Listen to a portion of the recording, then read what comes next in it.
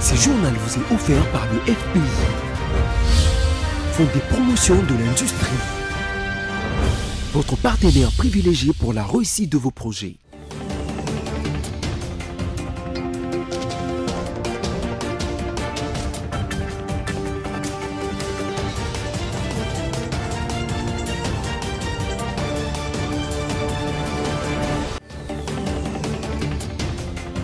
Merci à vous de nous rejoindre sur BCTV. Voici les sommaires.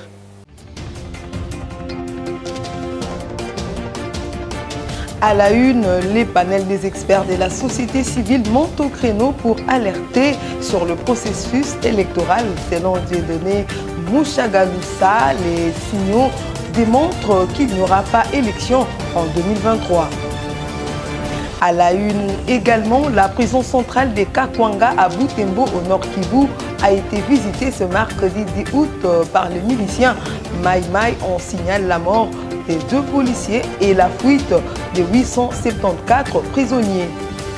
Fin du moratoire d'identification des taxis-motos annoncé par le général Kassongo pour ce mercredi 10 août 2022 à travers la capitale dans le cadre d'une opération consistant à arrêter toute moto-taxi ou personnel non identifié. Tous les pays doivent respecter l'intégrité territoriale de leurs voisins. C'est en ces termes que le chef de la diplomatie américaine, Anthony Blinken, a commenté les différends qui opposent Kinshasa à Kigali lors de sa conférence de presse aux côtés du ministre congolais des Affaires étrangères à Kinshasa, mardi 9 août. Notez qu'à dater de ce mercredi 10 août jusqu'au 11 août, Anthony Blinken va poursuivre son déplacement africain au Rwanda. As I noted earlier, a big focus of my visit here and l'emphase de ma visite ici et demain à Kigali consiste à appuyer les efforts de médiation qui sont déjà en cours et qui ont été déjà menés par les leaders sous-régionaux pour mettre un terme à ce conflit, à cette violence qui sévit à l'est de la RDC. Et aussi, c'est une opportunité pour moi que je dois saisir de pouvoir parler directement avec le président congolais et les ministres congolais des Affaires étrangères. Et demain, ce sera la même chose avec le président Kagame demain. Et aussi, notre but aujourd'hui, c'est simplement en fait appuyer les efforts diplomatiques qui sont déjà menés, notamment par l'Angola et par le Kenya, pour mettre un terme à ce défi et arriver à ce que les groupes armés puissent se démobiliser et poursuivre leur desiderata par des voies pacifiques. Alors, je ne voudrais pas, en tout cas, m'emballer parce que je n'ai pas encore eu l'occasion de parler de cette même préoccupation avec le Rwanda. C'est ce que je ferai demain. Mais nous maintenons de contacts réguliers avec les 2 pays, avec nos partenaires aussi dans d'autres pays africains, notamment les Kenyans et les Angolais. Et aussi l'espoir que nous voulons entretenir, c'est de faire de notre possible pour appuyer ces efforts de médiation qui sont en cours en vue d'empêcher l'enlisement du conflit et de préserver l'intégrité territoriale de la RDC comme nous faisons.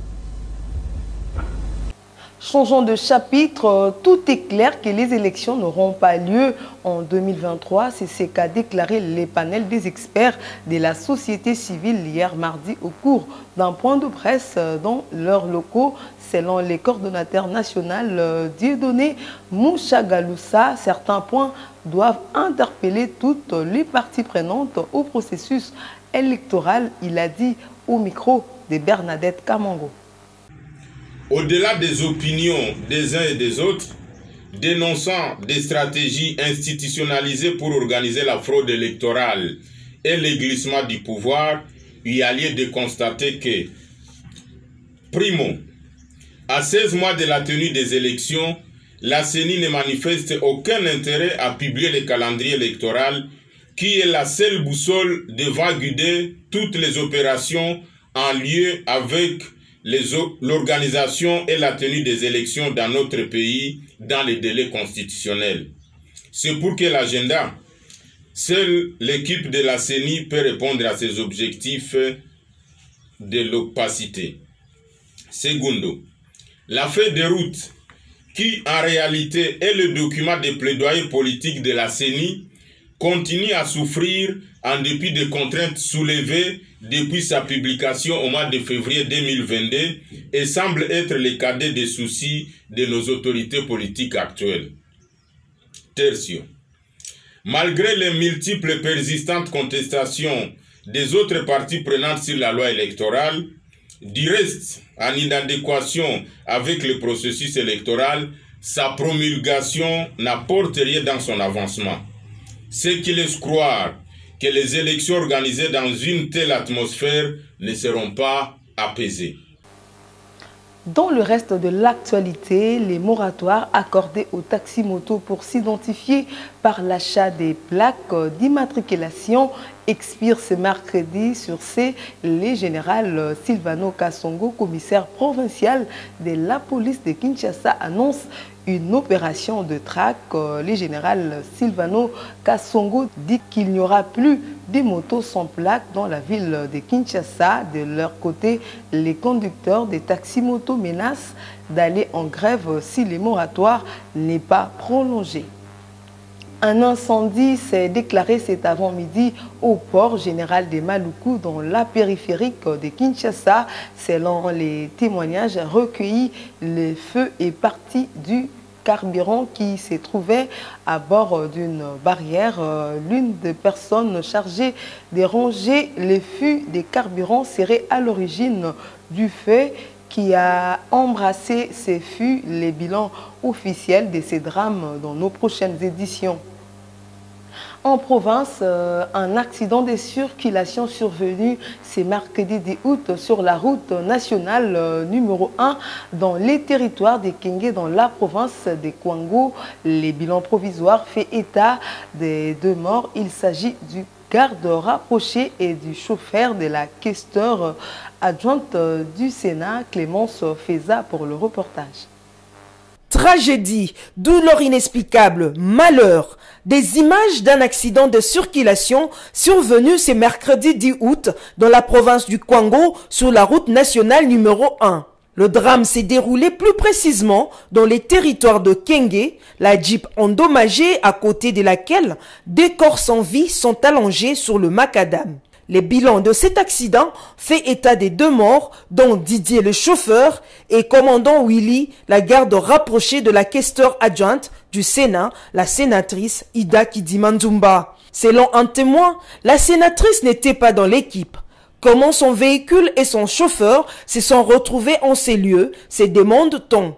Pour rappel, sur ce même tronçon, au niveau de Maindombe, 11 députés, dont le président de l'Assemblée provinciale du Kwilu, ont péri dans un accident de circulation il y a de cela 4 mois et dont il n'y a eu aucun survivant. Pour retrouver les véhicules et les corps de victimes, le chef coutumier a pratiqué des incantations et un maître nageur a été dépêché sur les lieux pour aller à la recherche des corps de défunts, une opération qui a réussi à 100%. Mais pourquoi cette tragédie et qu'est-ce qui serait à la base de ces accidents sur ce tronçon de la route nationale numéro 1? Restons toujours en province. Le gouverneur de l'Ituri, le lieutenant Johnny Luboya Kanchama, a attribué les violences enregistrées ces derniers temps dans les territoires des Djougou au chef milicien Yves Pango Mandro. Lors de son point de presse tenu mardi 9 août à Bunia, le général Johnny Luboya a mentionné les noms du responsable de la milice Zahir. Il appelle les Ituriens à s'unir pour mettre fin à ces atrocités. Propos recueillis par Clémence Feza. Dans sa communication ce mardi à Bunia, les gouverneurs militaires de l'Ituri déplorent les violences orchestrées ces jours en territoire d'Irumu et Djougou par les groupes armés, donc la milice Kodeko et Zahir. L'un des instigateurs de ces violences, Yves Kawapangamandro, chef de la chefferie des Bahema Banyuagi, porté disparu depuis mai dernier. Il est cité comme responsable de cette milice Zahir, auteur de massacres de 22 civils le week-end dernier à Damas, en territoire de Djougou. Nous sommes étonnés que le seul groupe qui n'a pas signé un acte d'engagement, alors que nous sommes en pourparlers avec la communauté, parce qu'il s'agit de la communauté EMA, le groupe qui dit que voilà, était en train de protéger les victimes, non, c'est ce groupe-là qui commence à attaquer. Alors on se pose la question, comment un groupe qui disait se protéger aujourd'hui commence à aller vers d'autres communautés pour aller tuer? C'est ça la grande question. Mais nous avons une réponse parce que nous avons l'information. Il s'agit de Kawa Mandro, chef des Bahema Banyuagi, qui est en fuite, où il est en train de recruter pour des motifs qu'il connaît et que tout le monde connaît aujourd'hui. Parce qu'il parle de la balkanisation. C'est ça le grand problème que nous avons. Il est aussi aidé par certains députés provinciaux qui sont ici et qu'ils fassent gaffe parce que je vais citer aussi leur nom. Toutefois, le lieutenant-général Luboya Kanchamadjoni, commandant des opérations militaires en Ituri, réaffirme la détermination et l'engagement du gouvernement congolais à mettre fin à l'activisme de tous les groupes armés hostiles au processus de paix. Nous nous sommes déterminés, nous sommes le gouvernement, que ce soit d'ailleurs le Codeco ou qui que ce soit, ou FRPI, c'est lui qui va encore essayer de reprendre les armes. Nous allons agir. Par la même occasion, les gouverneurs militaires de l'Ituri a conscientisé les fils et les filles ituriens à cesser de soutenir le mal. C'est le moment, montrer au monde que, voilà, aujourd'hui, nous les Ituriens, nous avons pris conscience, nous avons arrêté avec cette chose-là. Et arrêté d'être en connivence avec ces bandits-là. Ce sont des bandits. Qu'est-ce qu'ils vous donnent en retour? À part détruire le pays comme ils l'ont fait depuis 20 ans. Il a, par ailleurs, exhorté les groupes armés à adhérer au processus de paix de Nairobi, initié par les commandants suprêmes des forces armées et de la police nationale congolaise, Félix Tshisekedi Tshilombo, pour pacifier définitivement l'Est de la République démocratique du Congo. Butembo, ville du Nord Kivu, a été le théâtre ce mercredi 10 août d'une attaque attribuée aux miliciens Mai Mai. Ces assaillants ont cassé la prison centrale de Kakwanga, libérant ainsi 874 prisonniers et tuant 2 policiers de garde et pillant des boutiques dans leur fuite. Récit de Sami Bosongo. Insécurité à Butembo, où la prison centrale de Kakwangura a été prise d'assaut par des hommes armés tôt ce mercredi 10 août. Conséquence de l'attaque, 874 détenus se sont évadés. Les assaillants ont opéré en cassant le portail de l'enclos et les portes des cellules de la prison. Étant intervenu, l'armée a ratissé la partie nord-est de la ville où se sont enfuis les assaillants. Ainsi, autour des 2h30, des crépitements des balles ont été entendus lors des échanges de tirs entre les deux forces en présence. Selon les FARDC, l'assaut est attribué au milicien Mai Mai et le porte-parole des opérations Sokola 1, le capitaine Anthony Mwalushaï, brosse un bilan provisoire des 2 policiers commis à la garde tués, d'un milicien neutralisé et son arme avec munitions récupérées. À en croire les témoins, ces miliciens ont pillé des boutiques dans leur fuite et se sont dirigés vers la chefferie des Bachou dans l'axe Mutsanga-Mavono à l'extrémité nord-est de la ville de Butembo. Retournant à Kinshasa, la militante de l'ECD, Marie Massemi, était hier mardi 9 août devant la presse au siège de son parti politique pour expliquer les contextes de son arrestation. C'est après avoir présenté ses excuses à la première dame, propos recueillis par Josué Kalamba. Balobi mama autobengaki yoyo fingaki mwasi ya mokonzi bo général yango wana atindaki basoda bakendaki kozwa yo ngalbo problème ezate mais lulenge basoda bake kozwila ngai yango te basoda bakozwa ngabongo te na bilamba ya salite soki muto tindeli invitation na yo pesa ye moko aye ko présenter ngo avandaki mwa muke général abengi teke kuna na likolo ikoya bandi kotuna nga kaka kamemi mituna oyo batunaki ngai pa kapitaine mpona nini mama yo fingaki mwasi ya mokonzi aza na yo na problème na yo te nayebisi bango papa nafingai na nga mwasi ya mokonzi te ata ndenge bozolobaki bakonzi na biso bato bazotini bakonzi na biso te bokonzi na biso te eza nde journaliste oyo asalaki video wana ye nde motu abebisaki alobi selo oyo ndenge oyo makambo oyo olobaki omoni nini anayebisi ya papa namoni nini soki mabe ezalaki oyo nalobaki bino bato bokoyebisanga ke olobaki mabe bonga soki nandimi ke nga nalobaki mabe bino bokoloba yo moko osali nini omikondene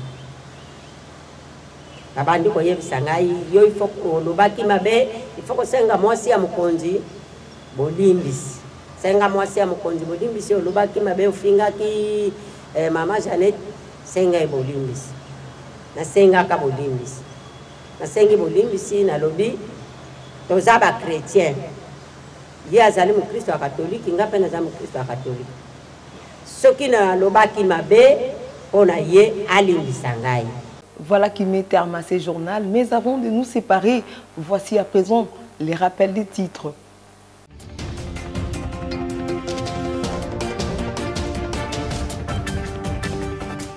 À la une, les panels des experts de la société civile montent au créneau pour alerter sur le processus électoral. Selon Dieudonné Mouchagaloussa, les signaux démontrent qu'il n'y aura pas élection en 2023.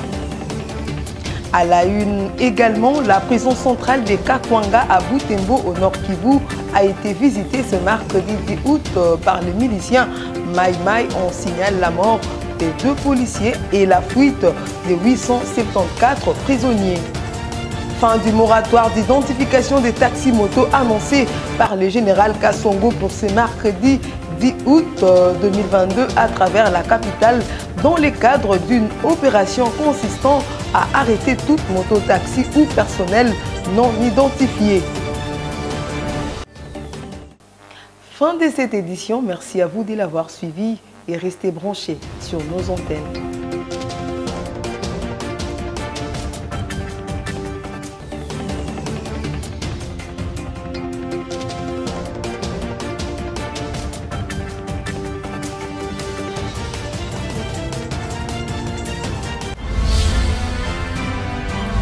Ce journal vous a été offert par le FPI, Fonds des promotions de l'industrie, votre partenaire privilégié pour la réussite de vos projets.